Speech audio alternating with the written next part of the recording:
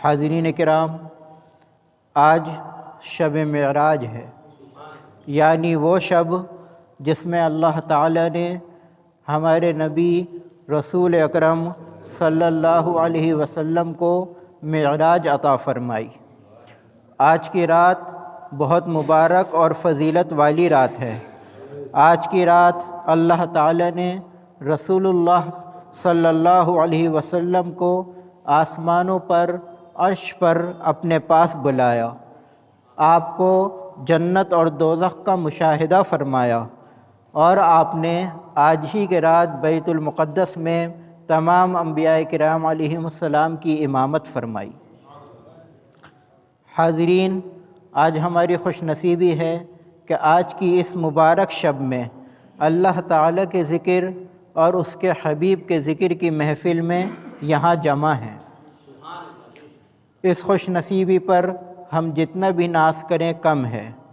ابھی آپ معراج کے واقعہ کا تفصیل سے حضرت مفتی اعظم مد ظلہ العالی سے سماعت فرمائیں گے۔ میں یہاں کچھ وقت کے لیے آپ کے سامنے حاضر ہوا ہوں۔ حاضرین، اللہ تعالیٰ نے معراج کی رات کو رسول اللہ صلی اللہ علیہ وسلم کو اپنے دیدار اور قرب خاص سے نوازا، اور آپ کو اور آپ کی امت کو بہت اکرام و انعامات سے نوازا۔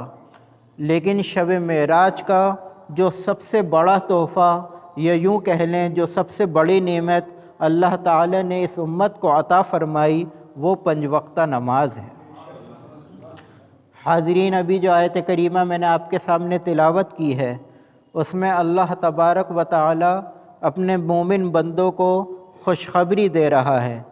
اس آیت کا ترجمہ ہے کہ جو لوگ اپنی نمازوں کی حفاظت کرتے ہیں انہیں جنت میں عزت دار مقاموں سے نوازا جائے گا۔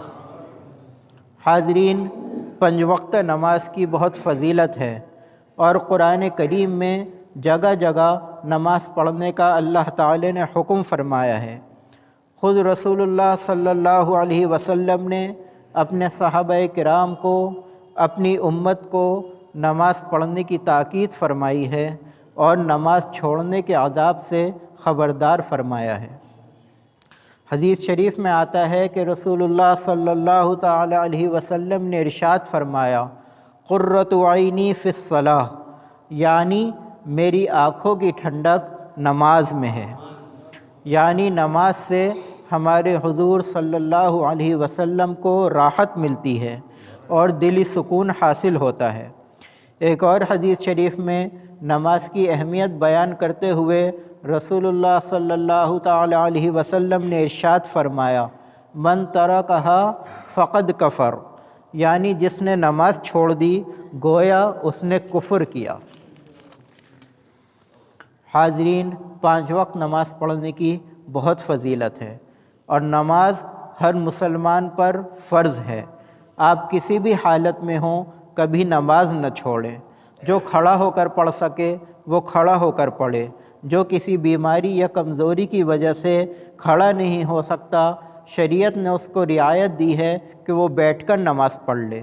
جو بیٹھ کر بھی نماز نہیں پڑھ سکتا، شریعت نے حکم دیا ہے کہ وہ لیٹ کر اشاروں سے پڑھ لے، یعنی نماز کسی بھی صورت میں معاف نہیں ہے۔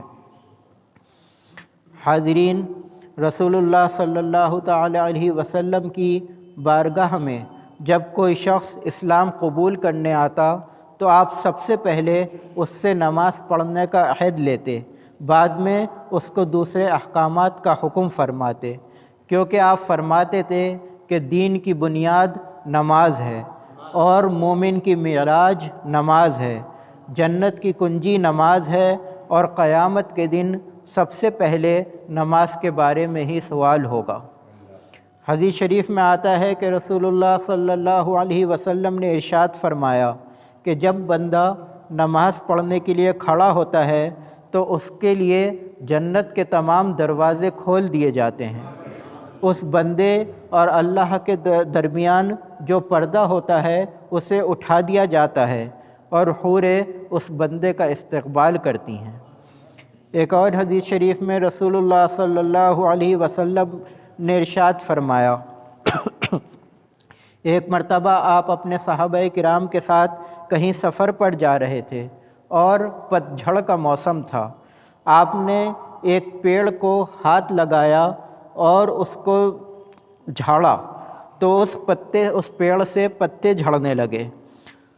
آپ نے صحابہ کرام سے ارشاد فرمایا کہ جب بندہ مومن نماز پڑھتا ہے اور اس نماز سے اس کا مقصد صرف اللہ تعالیٰ کی رضا ہوتا ہے تو اس بندے کے گناہ ایسے جھڑ جاتے ہیں جیسے اس پیڑ سے پتے جھڑ رہے ہیں، یعنی نماز پڑھنے کی برکت سے اللہ تعالیٰ بندے کے تمام گناہوں کو معاف فرما دیتا ہے۔ حاضرین، پابندی سے جماعت سے نماز پڑھنے والوں کو اللہ تعالیٰ اپنی خاص رحمت سے نوازتا ہے۔ نمازی شخص کے چہرے کو اللہ تعالیٰ نور سے بھر دیتا ہے اور اس کی روزی میں برکت عطا فرماتا ہے، اس کی عمر میں، مال و دولت میں، اولاد میں، ہر چیز میں اللہ تعالیٰ برکت رکھ دیتا ہے اور اس کی دعائیں اور تمنائیں قبول فرماتا ہے۔